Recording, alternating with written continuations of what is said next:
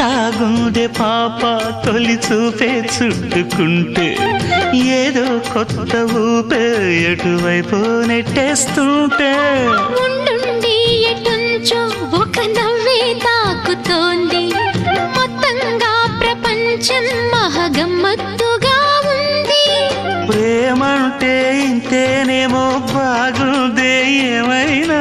నాకూడా కొత్తేనయ్యో ఏం చేద్దాం ఈ పైన కాస్తైనా